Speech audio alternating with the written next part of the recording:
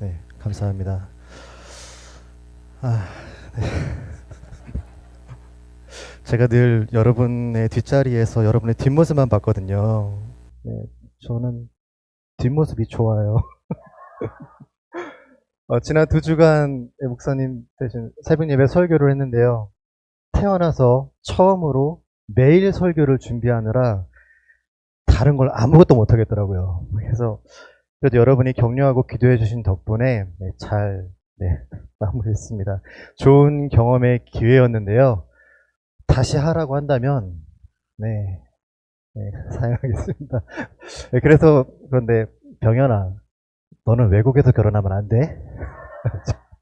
네. 어쨌건 저는 그 시간 동안 예수님보다 목사님을 더 기다렸습니다. 그런데 지금 바로 앞에 계세요. 설교해야 되는데 이렇게 가까이 계세요. 그러니 제 상태가 어떻겠어요? 이렇게 오디션 보는 심사위원 앞에서 오디션 보는 것처럼 막 두근두근두근 되거든요. 보고 싶긴 했는데 그렇다고 이렇게 가까이 계신 건 조금 그런 걸 보면 저는 참 간사한 것 같아요. 그래서 언제쯤 성숙할지 참 멀었네요.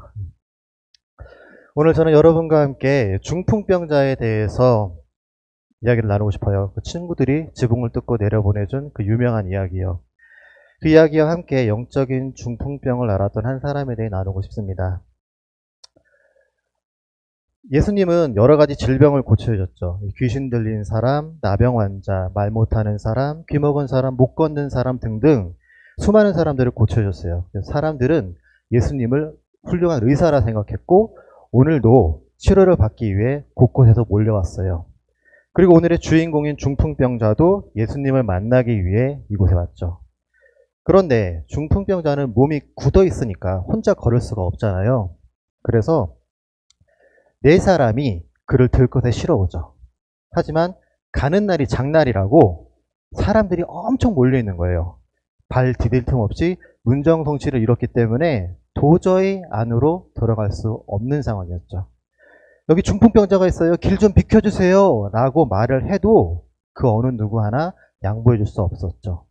왜냐하면 그곳에 모인 사람들 대부분이 아픈 사람들이었으니까요. 여러분은 양보하실 수 있으세요?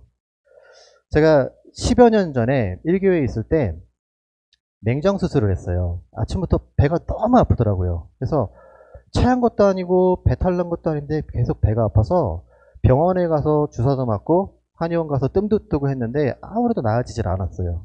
그래서 아는 집사님이 근무하시는 병원에 가서 진료를 받는데 의사 선생님이 이것저것 이렇게 눌러보시더니 이거 맹장인데? 그러면서 바로 수술합시다 이러시더라고요. 그래서 예정에 없던 응급수술이라 마취과 선생님을 기다려야 한대요. 근데 문제는 이분이 현재 다른 병원에 가 계신 거예요. 그때부터 혼자 이제 길고 긴 싸움이 시작이 되는데 얼굴은 시뻘개지고 몸은 굳어가고 식은땀이 나면서 막 미치겠는 거예요. 불가능한 걸 뻔히 아는데 그 교회 집사님한테 마약성 진통제라도 좀 달라고 뭐라도 좀 해달라고 그리고 교회 병원 바닥에서 떼굴떼굴 구르면서 나 좀 살려달라고 막 난리를 쳤어요. 만약 그때 저보다 긴급한 수술을 요하는 어떤 환자가 온다 하더라도 저는 그분한테 수술 시간을 양보하지 못했을 것 같아요. 그럴 만한 여유가 없으니까요. 너무 아프고 힘드니까요. 이기적이라 비난하더라도 그 순간 내가 살아야 하니까 양보를 못 하겠더라고요. 지금 예수님을 찾아온 사람들도 그래요. 오랫동안 자기가 병을 앓고 있었고 고통받고 있었으니까 순서를 양보할 수 없었겠죠. 저 사람이 매우 아프고 중풍병자라 하더라도 나도 아파. 그러니까 내가 먼저 치료받을게. 이런 마음이었겠죠. 그래서 4명의 친구들은 이렇게 생각해요. 안으로 들어갈 수 없다면 차라리 지붕을 뜯자. 그들이 이런 생각을 할 수 있었던 것은 이스라엘의 건축 방법 때문에 그래요. 이스라엘은 석회암 지역이라 돌이 많거든요. 그래서 큰 돌로 집에 뼈대를 만들고 그 빈틈을 진흙을 발라서 하나하나 벽을 쌓아 올려요. 그래서 외벽을 쌓고 벽이 완성이 되면은 그 위에 지붕을 얹을 때 나뭇가지를 바둑판처럼 교차로 깔고 거기에 흙을 덮어요. 그래서 그걸 지붕으로 얹죠. 그러니까 튼튼한 돌벽을 부수고 들어가는 것보다는 지붕을 뜯는 게 훨씬 쉬운 거예요. 그래서 그들이 지붕으로 올라간 거죠. 자, 이 광경이 지금 우리 눈앞에서 펼쳐진다면 어떨까요? 이곳이 흙으로 지어진 집이라고 한번 생각을 해보세요. 예수님이 이곳에 계시고 아픈 사람들이 가득 찼어요. 그런데 지금 누군가 위에서 천장을 뜯고 있어요. 시끄럽고 가루가 날리고 흙가루가 떨어지고 파편들이 떨어지면서 난리가 나겠죠. 그러면은 우리는 자연스럽게 아니 지금 뭐 하는 거야? 먼지 날리기 지금 뭐 하는 거야? 라고 천장을 쳐다보겠죠. 이 광경을 보고 진원경 집사님이 계셨다면 야 이거 사진 찍어야 돼 하면서 기록을 남기겠죠. 자 그리고 양동식 집사님은 자 하나 둘 셋 넷 다섯 명이나 하면서 인원 체크를 하실 거고요. 그리고 뒤에서 유튜브 생중계 하시는 집사님들은 이거는 영상으로 올려야 돼. 조회수가 올라가야 돼 하면서 쫙 찍어 올리시겠죠. 혹시나 청소를 맡으신 포도원들은 아 이거 어떻게 치워 이러실 거예요. 이렇게 저마다 다 다른 생각을 하고 있는데 예수님이 말씀하시죠. 이 사람아 너는 죄사함을 받았어. 지붕을 뜯는다는 건 쉬운 일이 아니에요. 내 집도 아니고 남의 집이니까. 남의 집을 파손했으니 당연히 변상을 해야죠. 게다가 지금 아래에는 사람들이 가득 차 있잖아요. 그들 중에서 천장에서 떨어지는 먼지와 파편들을 환영할 사람이 아무도 없어요. 그럼에도 4명의 친구들은 어떻게 해서든 이 중풍병자를 예수님께 데려가고 싶은 마음에 그걸 하고 있는 거죠. 비난과 불평을 감수하면서까지 지붕을 뜯는 용기를 낸 것이죠. 예수님은 그러한 친구들의 마음을 보시고 그러한 믿음을 보시고 중풍병자에게 죄사함을 받았다고 말씀하시는 거고요. 그런데 이걸 매우 못마땅하게 여기는 사람들이 있네요. 바로 서기관과 바리새인들이죠. 서기관은 율법을 연구하며 가르치던 사람들이었어요. 회당에서 사람들에게 율법을 가르치는 사람들이죠. 그래서 율법 교사, 교법사라고도 불렸어요. 율법에 대한 많은 지식을 가진 일종의 전문직이죠. 그에 반해 바리새인은 하나의 종파예요. 오늘날로 따지면 침례교, 장로교, 감리교, 성교교 이렇게 교단이 있잖아요. 하나님은 한 분인데 약간씩 색깔이 다른 것처럼 바리새인도 그런 분파 중에 하나였어요. 종교적 열심으로 구별된 삶을 추구하고 율법을 엄격하게 지키려는 사람이죠. 그래서 서기관과 바리새인들은 유대인들 사회에서 두각을 나타냈어요. 하지만 이들의 지식과 규범이 언젠가부터 점점 더 복잡해져요. 원래 하나님이 주신 율법은 세부사항까지 매우 디테일하진 않아요. 모세오경에 기록된 내용이 다였단 말이죠. 그래서 에덴 동산에서 마치 아담과 하와에게 너네가 하고 싶은 거 다 해. 대신에 단 하나만 하지 마. 선악과만 먹지 마. 라고 말씀하신 것처럼 율법은 하나의 큰 울타리였어요. 그 안에서 사람들이 자유롭게 행하면 되는 거죠. 그런데 우리가 살다 보면 이런 생각하잖아요. 이럴 땐 어떻게 하지? 저럴 땐 어떡하지? 뭐가 하나님이 좋아하실까? 이런 생각을 하잖아요. 유대인들이 그런 생각을 하기 시작을 했어요. 그때부터 서기관과 바리새인들, 즉 율법에 대해 잘 아는 전문가들이 수많은 추가 조항들을 만들기 시작하는 거예요. 다른 해석이나 배움의 기회가 없었으니까 사람들도 그들이 말하는 모든 것이 다 옳다고 여겼고요. 게다가 바리새인들은 사람들의 종교적 열심에 자기들의 종교적 열심에 취해가기 시작했어요. 나처럼 하면 의로운 사람, 그렇지 않으면 다 죄인 이렇게 생각한 거죠. 자기들이 율법 조항을 무진장 어렵게 꼬아놓고 이걸 잘 지키면은 훌륭한 사람, 그렇지 않으면 나쁜 놈들 이렇게 생각하는 거죠. 성전에 기도하러 온 바리새인과 세리 비유가 있어요. 예수님의 비유 중에 이 비유가 이런 상황을 잘 보여주고 있죠. 세리는 성전 가까이 가지도 못하고 성전 멀리 서서 땅을 보면서 기도하고 있어요. 하나님 나는 죄인입니다. 나를 불쌍히 여겨주세요. 그에 반해 바리새인은 성전 앞에 와서 당당하게 서서 목을 들고 하늘을 쳐다보며 힘껏 하나님께 어필하죠. 하나님, 나는 남의 것을 빼앗지도 않았고요. 나쁜 짓도 안 했어요. 가늠하지도 않았고 일주일에 2번씩이나 11조를 드려요. 그리고 일주일에 2번씩 금식을 하고 11조를 드려요. 결정적으로 나는 저 세리들처럼 살지 않아요. 이처럼 바리새인들은 자신을 기준이자 정답으로 생각했던 사람들이에요. 그런데 지금 예수라는 사람이 나타나서 율법에 대해 가르쳐요. 사람들의 병도 고쳐주고요.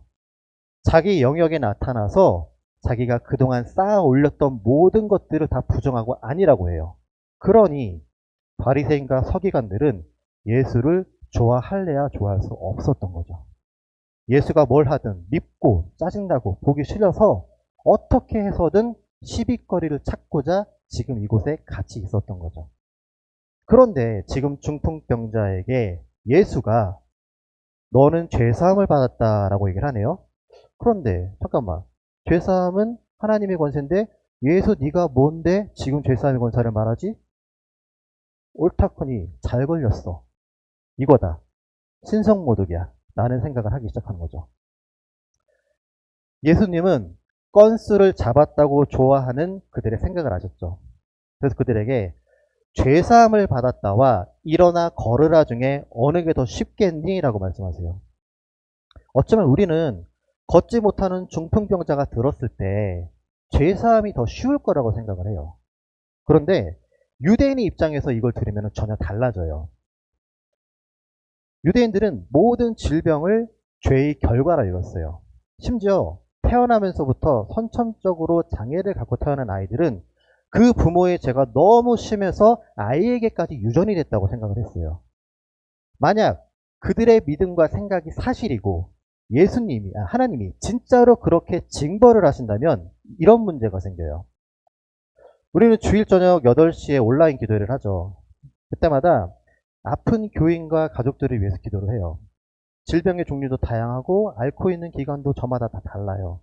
그런데 만약 이런 질병의 고통이 죄의 결과다라고 생각을 한다면 우리에게는 이런 비교가 생기면서 교만해져요. 아픈 집사님을 보고 집사님 괜찮으세요? 하면서 속으로는 뭔 죄를 지었길래 저래. 그리고 조금 오래 아픈 분들 있잖아요. 그분이 자주 아프다면은 집사님 제가 기도하고 있어요 라고 하면서 속으로는 그러게 잘 좀 하지. 언제까지 이렇게 아플 건데 늘 죄에 쩔어서 사나 봐. 이런 생각을 하죠. 만약 매우 오래 그리고 정말 극심한 병을 앓고 있다면은 야 진짜 엄청 큰 죄를 졌나 보다. 진짜 정신 좀 차리지. 이런 생각들이 우리 안에 들어오게 돼 있어요. 반면 나는 건강하니까 괜찮은 사람, 하나님 앞에 의로운 사람이라 생각하고요. 이런 생각이 점점 심해지면은 병원에 갈 필요도 없죠.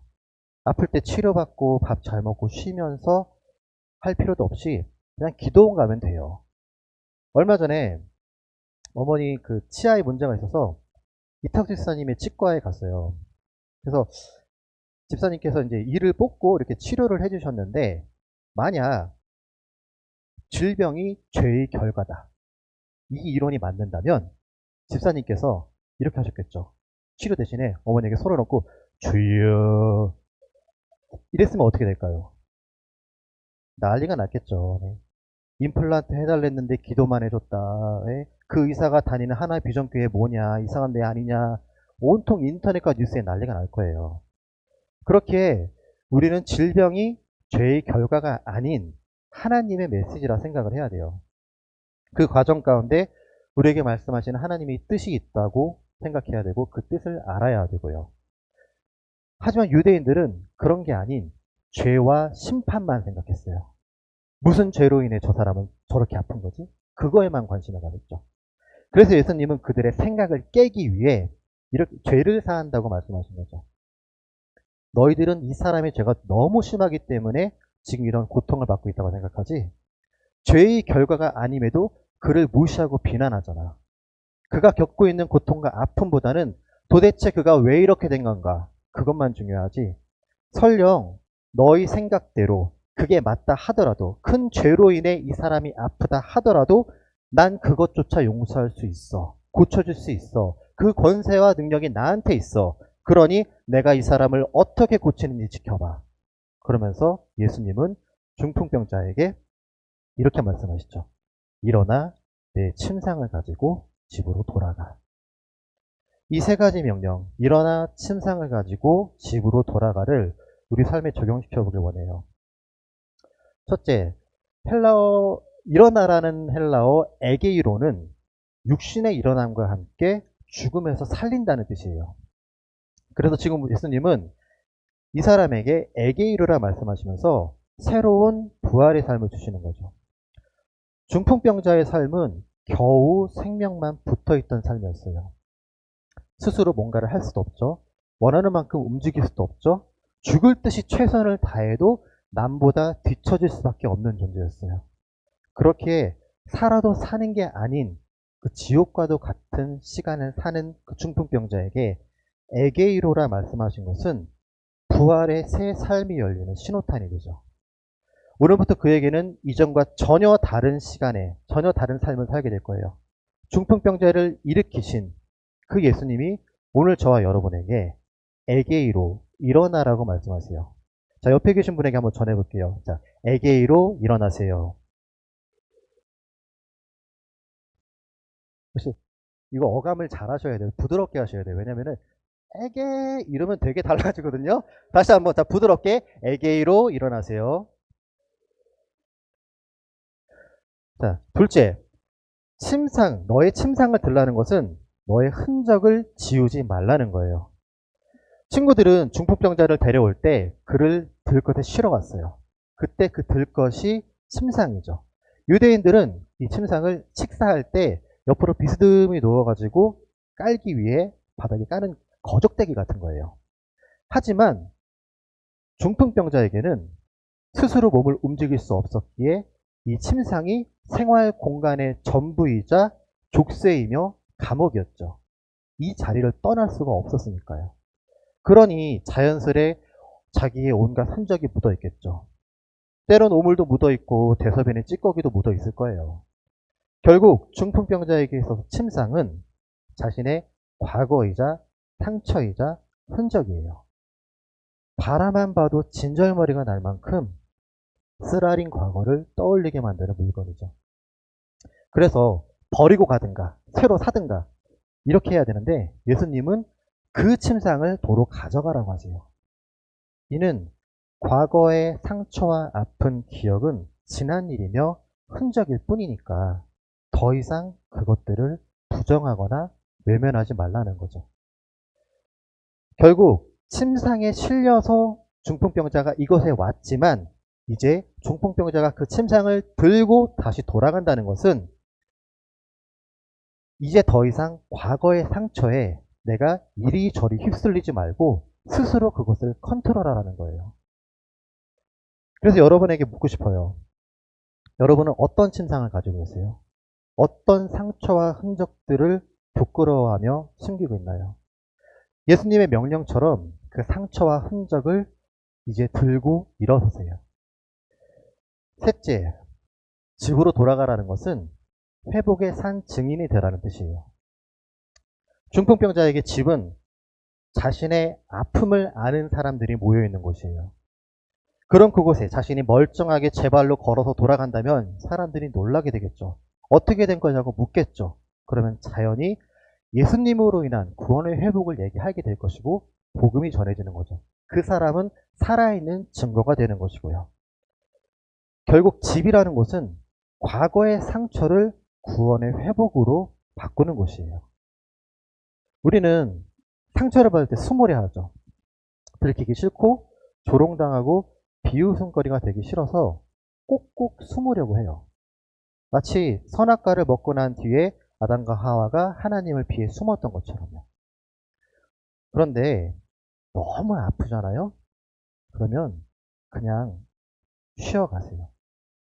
하나님 앞에서 실컷 울어도 보고 울다 지쳐 잠들기도 하고 때론 엄살과 땡깡도 부려보세요. 충분히 아파할 만큼 아파하고 시간이 흐르다 보면 어느샌가 하나님이 나를 치료하고 계실 거예요. 상처를 꿰매고 약을 바르고 붕대를 감아주고 사람이 치유해주지 못하는 그 깊숙한 곳마저 하나님이 만져주실 거예요. 그러다 딱쟁이가 떨어진 그 흉터의 자리에, 상처의 자리에 흉터가 남게 되면은 이제 더 이상 그걸 건드려도 아프지가 않아요.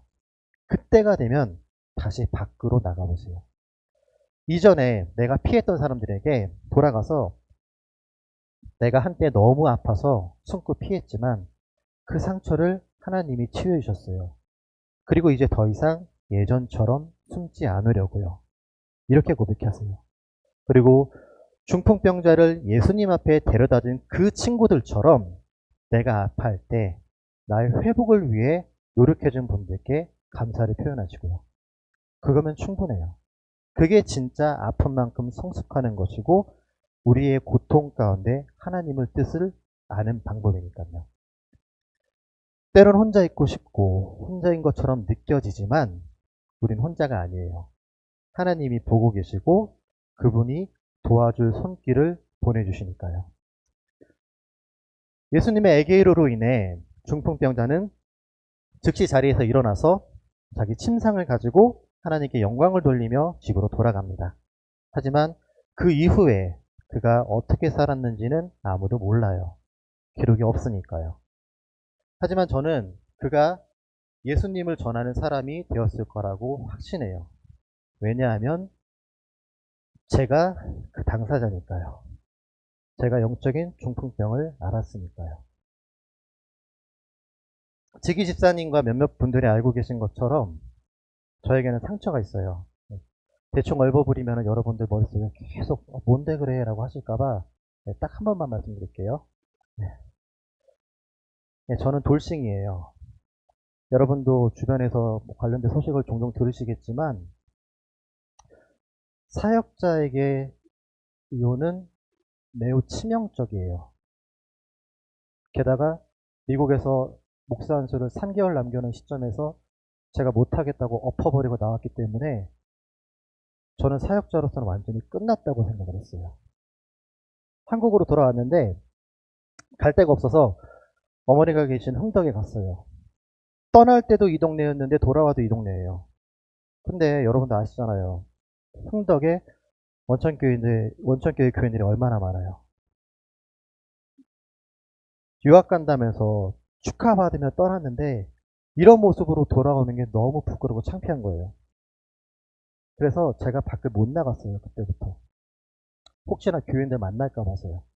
마스크를 쓰고 있어도 교인들이 날 알아볼 것 같은 그 불안감 때문에 밖을 못 나가겠더라고요. 그러면서 대인기피증 생기고 우울증 오고 1년 넘게 정신과약 먹으면서 그렇게 있었어요. 난 실패했다. 더 이상 사역도 못하고 이런 것도 없으니까 차라리 죽자. 그래서 수시로 베란다 난간에 매달려서 땅을 보곤 했어요. 기도했죠. 기도해도 소용이 없어요. 하나님을 부정하는 건 아닌데 도무지 하나님이 내 기도를 듣지 않으시는 것 같더라고요. 힘들고 괴로워서 계속 울다가 하나님 나 어떡하죠? 나 이제 뭘 해야 하죠? 라고 계속 하나님께 물어봤는데도 하나님이 답이 없어요. 만약에 하나님이 괜찮아, 힘내 라는 그 한마디만 하셨다 하더라도 버텨볼 텐데 정말 아무런 응답도 없고 철저하게 고립된 것처럼 느껴지더라고요. 마치 아주 새까만 큰 공간에 저 혼자 틱하니 버려진 듯한 느낌이었어요. 그래서 삶을 마무리하고 싶었어요. 죽기 전에 그런 거 있잖아요. 죽기 전에 해봐야 될 뭐 이런 것들. 그래서 뭐를 할까 하다가 그래도 10년이나 공부를 했는데 신학 공부를 했는데 이거라도 하자, 뭐라도 남기자 해가지고 두더지 바이블이라는 유튜브 채널을 시작을 했어요. 그러다가 오늘 본문인 중풍병자 이야기를 만들고 나니까 갑자기 눈물이 팍 터지더라고요. 그제서야 마음이 무너지면서 하나님이 말씀하시는 게 느껴지더라고요. 2년 가까이 그렇게 불러도 대답하시지 않던 하나님이 그제서야 저에게 일어나 가지고 돌아가 라고 말씀하시더라고요. 하나님이 내 기도를 외면하시고 응답하지 않는다고 생각을 했어요. 몰랐는데 말씀을 읽고 유튜브 영상을 준비하면서 그 과정의 시간들이 저에게는 애교위로의 시간이었던 거예요. 제가 중풍병자였더라고요. 하나님이 저에게 회복시켜 줄 테니까 일어나서 너의 그 상처를 가지고 사람들에게 돌아가. 그렇게 말씀하시더라고요. 그래서 그때 처음 집 밖으로 나올 수 있었어요. 그리고 그동안 피해 다녔던 이현수 목사님께 전화를 드렸어요. 제가 계속 피했거든요. 전화도 안 받고 막 버릇없게 막. 근데 그때 정말 몇 년 만에 만났죠. 그래서 그때 처음 개척에 대해 말씀하시면서 상황을 다 말씀드렸는데도 불구하고 괜찮아, 같이 가자 그러시더라고요. 그리고 부러진 막대기 같은 저 같은 놈에게 다시 설교할 기회를 주셔서 제가 지금 여러분 앞에 서 있는 거예요. 저에게 이혼이라는 상처가 있음에도 사역자로 채용을 할 때 지기 집사님들이 반대하지 않으셨다고 들으셨어요. 실패한 사역자라면 손가락질하고 수군거릴 수 있는데도 불구하고 여러분들은 전혀 그러지 않으셨고요. 다시 사역할 수 있게 손 내밀어 주신 목사님과 받아주신 여러분께 진심으로 감사드려요. 그리고 새 삶을 살게 된 중풍병자의 마음으로 받은 사랑과 은혜를 잊지 않고 살게요. 열심히 할게요. 완벽하지는 못해도 최선을 다할게요.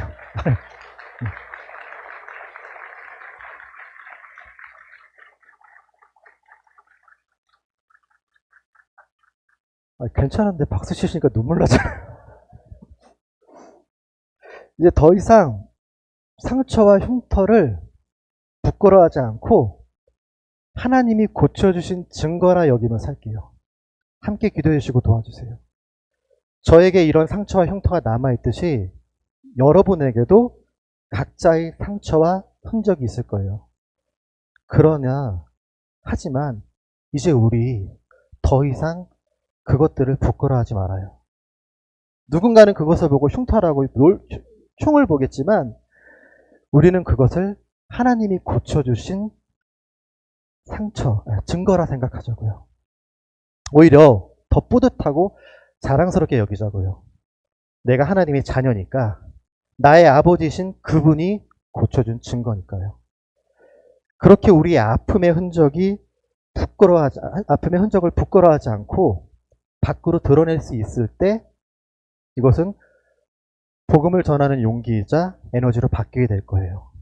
나를 살리시고 나를 바꾸시고 나를 새롭게 하신 그분의 이야기가 될 거예요. 저와 여러분에게 그런 고백이 넘쳐나고 우리 하나비전교회가 그렇게 쓰임받는 공동체가 됐으면 좋겠어요. 함께 기도하겠습니다. 하나님, 우리 각자에게 상처와 아픔이 있습니다. 나에게 애게 이르라 말씀하신 그 음성에 따라 내가 더 이상 상처와 아픔을 부끄러워하지 않고 일어서겠습니다. 그것들을 들고 숨기지 않고 내가 가야 할 곳으로 돌아가겠습니다. 그곳에서 새롭게 된 중풍병자의 삶처럼 내가 회복된 그 증거로 나를 회복시킨 하나님을 전하며 살겠습니다. 우리가 그러한 삶을 살 수 있도록 인도해 주세요.